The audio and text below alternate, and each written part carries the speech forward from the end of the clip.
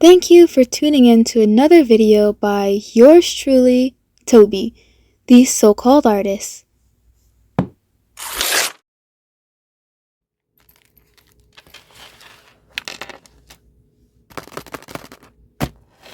Hi, it's me, Toby, the so-called artist, and we are back.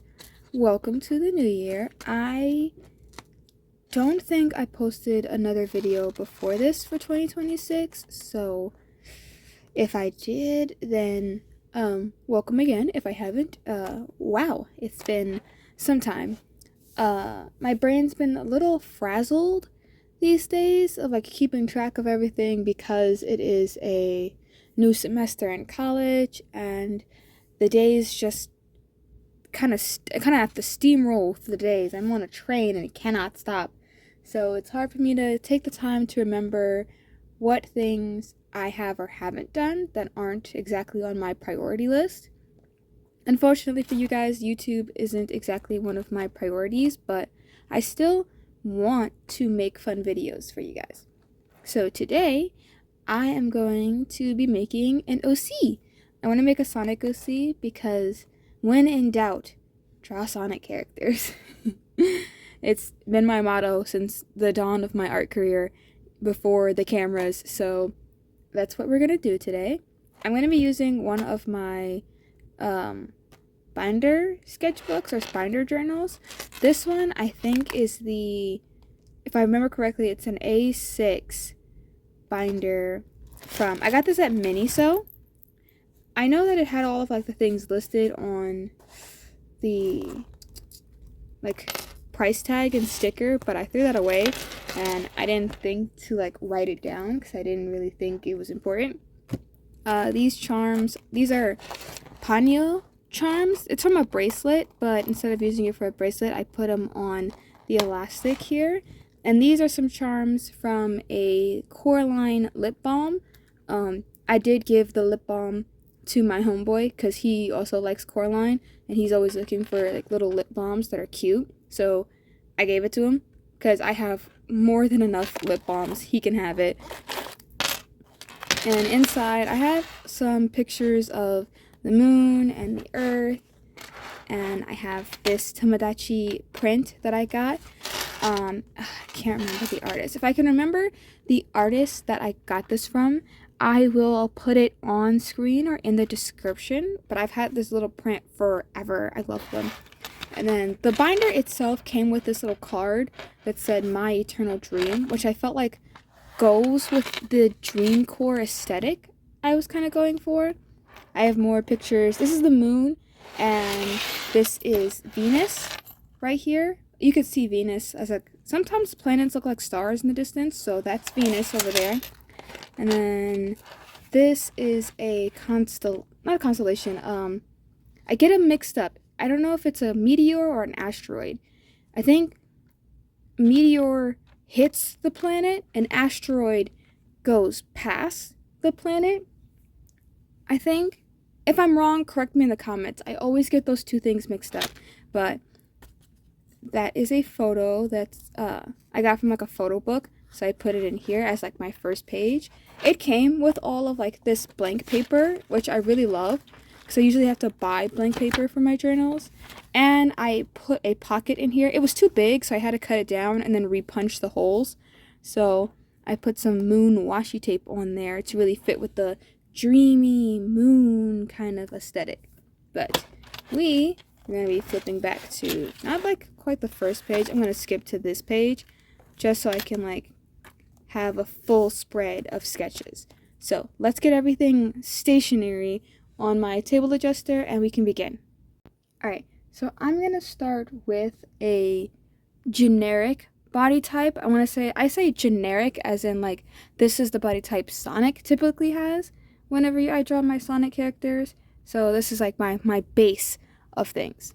And I want to talk through my sketch process because I know some people want me to do more art tutorials and I'm not exactly super confident in how I'd be able to articulate myself for those, so we're gonna give it a try. Anyway, the pencil I like sketching with is a Faber-Castell Jumbo pencil. This one is with the HB lead. I just like a jumbo pencil because it's easier on my hands. So, it's for the ease because, artists are at risk of like arthritis or carpal tunnel. So anything that eases up that process, chef's kiss. I think I'm going to zoom you guys in, at least to this area, so you can get a real good grasp of what I'm doing. All right, little top-down angle. So to start, most Sonic characters are going to have a very circular head. So I'm going to like start more in the center of the page. And when I split up a Sonic character's head, most of the time when you like draw a circle, a lot of like art tutorials will tell you to like start straight with the middle, like split it in half. But I actually do another line down here because this is where your muzzle is going to go. A lot of Sonic characters are, I guess, mammal types, and they have like muzzles or snouts. So I make sure I have enough room for their muzzle. It may go past the circle, but that's just where the top of the muzzle is going to be. Then we're going to draw a line. This is basically the spine of the character. It's where everything connects to. So I'm going to draw their shoulders. This is where the shoulders would go. And then at the end of the line, or like your tailbone, that's where your hips will go. Although I might make this a little smaller because I gotta like resize this for the page. When I'm working on like sizing a character to fit on a page, I will do a top line and a bottom line. So this is where the bottom of the feet or the very end of your illustration is, and the very top part. So if they have like ears and stuff, I'll try to keep it up here and move things around along this little line. So I want their feet to kind of, maybe their ankles will be right here. So I'm going to draw little squares. This is kind of like the heel of their foot. And then I'm going to draw like a curved little arch here that goes just slightly over that. And then I'm going to draw a circle at the end. And this is how I do like basic shapes for the foot. And from this circle, I do a curved line up to where the square is. So the heel of your foot, this would be like the arch of your foot, and this is like another arch of your foot. It's like the underside of your foot.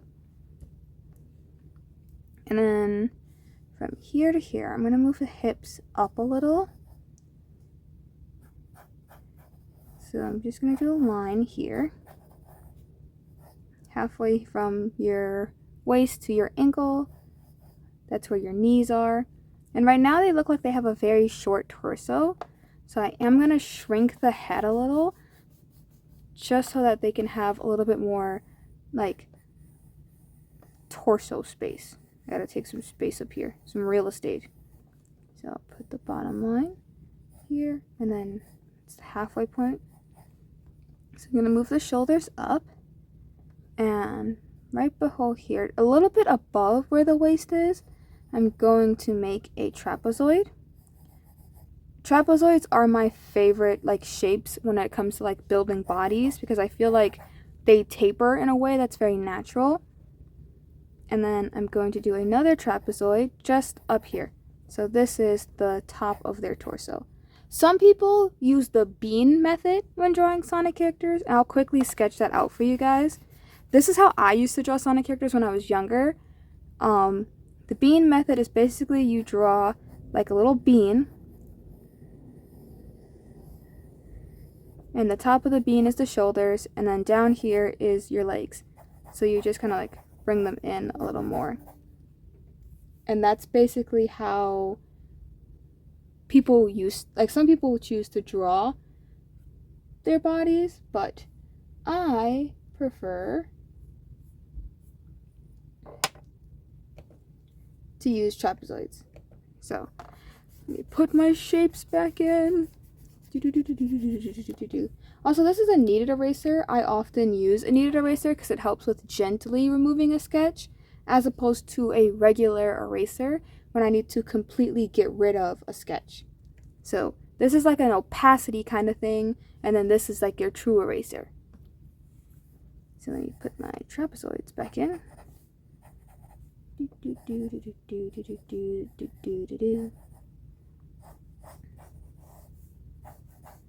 And then up here, I have like my shoulders, and I don't know what I'm going to do with the hands, because the character I want to make today is a praying mantis. I recently got a praying mantis Build-A-Bear. Hold on, let me get her. Her name is Leaf. She's my baby girl. Here, here she is. I actually made her scented, so she is very nice to sleep next to. I carried her with me all day the other day, and I love her so much.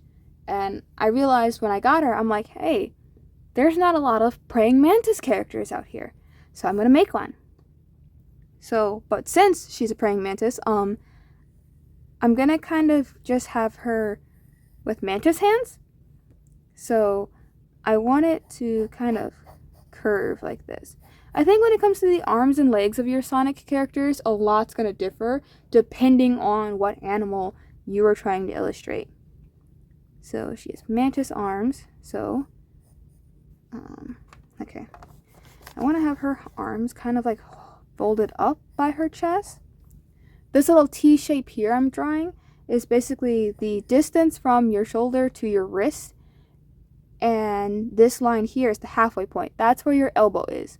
That's why you can like touch your hand to your shoulder, because there's like mathematically it should be that distance. But, you know, everyone's different. This is just the average kind of structure that you learn when you're, like, taking anatomy. There's little fractions and cheat codes that you can use. So, yes, art is very mathematical. So, we have one arm there. And then, I've got to erase you so I can do my math. I want to have one arm lower so you can see more of, like, her body as I sketch. So there, so boop, boop, and then the claw. And that's just my basic skeleton sketch. Now I'm going to, I guess, speed up the footage as I do my more refined sketch. I always call that my skeleton sketch because, as you will see here, and I refined the sketch, I'm adding all of the true meat of the illustration. I am going in, I am refining the facial features. I'm actually putting like head shapes down. A lot of like their facial shape I based off of my mantis Build-A-Bear. So I tried looking at actual praying mantises, but I couldn't find one that had that cuteness that I was trying to emulate, so I just referenced my bear. I did see a lot of breakdowns of mantises having really skinny torsos, long arms, and thick thighs and thin legs, so I try to keep those body proportions in mind when I was sketching them. At first I thought I'd go with like solid black eyes, but then I decided to just add little pupils and then have the eyes be a different color. But yeah, that's pretty much my second sketch. Alright, so as you guys saw, I kind of may have popped off a little when doing my sketch.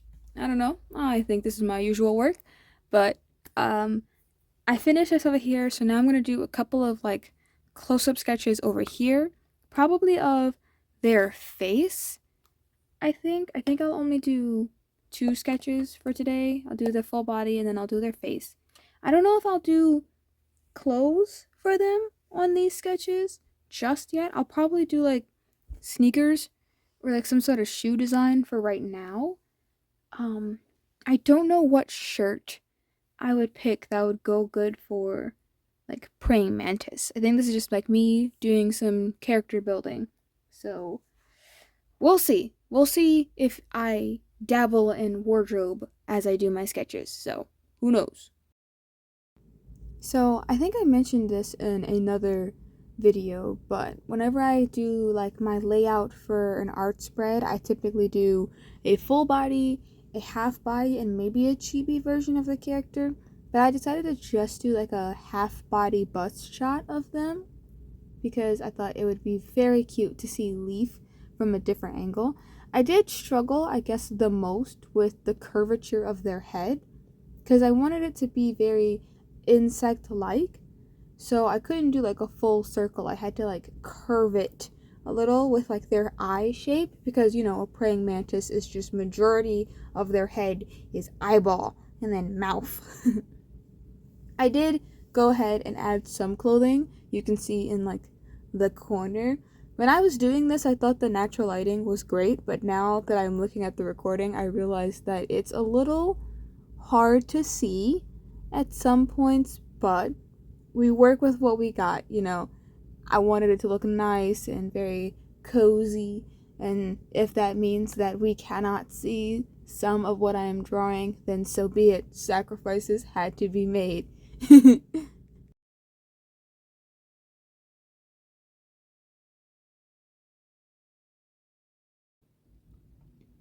And I finished. I just went ahead and did the line art off camera because if you've ever like truly sat through my whole art process videos or seen me on live stream, you would know that I be flipping and turning the page to really get a good angle with my line art.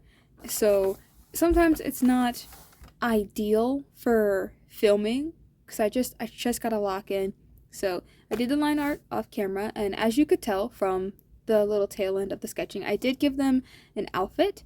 I gave them some thigh-high boots. I don't know what this is called. I tried looking it up. It's like a cottage core kind of overcoat or apron that is kind of open in the front.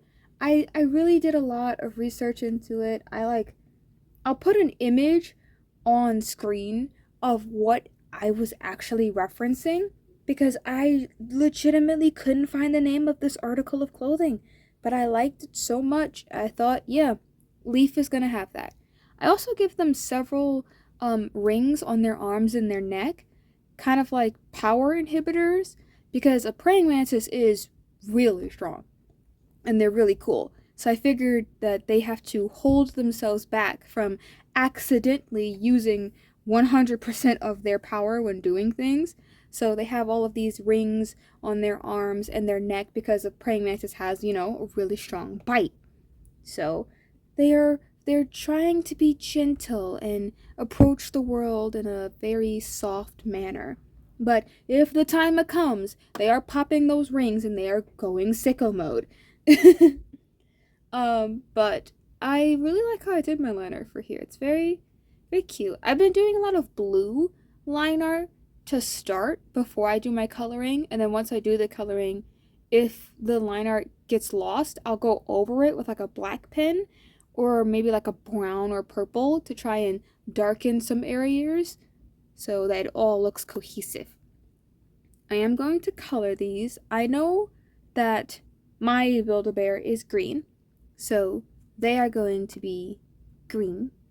But I know this was like green, I got gold. I don't know what the outfit and shoes or what their eye color might be. So that's up to chance. But I am going to get my protective paper. That is this. I think this is like a vellum or something. It's a protective sheet that I got with my Ohuhu sketchbook that I used from time to time. Because I know that there are marker books I can use that are, you know, with paper designed for alcohol markers, but I like the possibility of messing something up. I like the idea of I put a marker to this page and it might ruin a piece. Because traditional art is about taking that risk, you know? It'll either work out fine or go horribly wrong. That's the fun of it. I love it so much. So let's get to coloring. It's coloring time. I did not have the exact shade of like a yellow green I was looking for. So I did do a base layer of like this neon green. It says it's neon green on the barrel, but it looks like neon yellow. So I just laid that underneath an acid green and perfection. I did have some problems because here's my tidbit of advice. If you have a protective mat that goes underneath like your alcohol markers, clean the mat off. I didn't realize it before. I just didn't notice. If you use alcohol markers continuously on top of a dirty mat, it will lift the alcohol marker that is on the mat. Because everything bleeds through, it will lift up those colors and bring it to the top of the page you're working on. So some areas on the drawing have like weird coloration because it was lifting the colors off of the mat. So be warned. Anyway, now we've come to the end of the illustration, and I will use a little bit of editing magic to bring it to life. And voila! I am just so happy with how this turned out. It's like, I don't know, I feel very energized and vibrant whenever I look at the spread. I did put their name, blah, blah, blah. I did put their name on here. That is what I meant to say.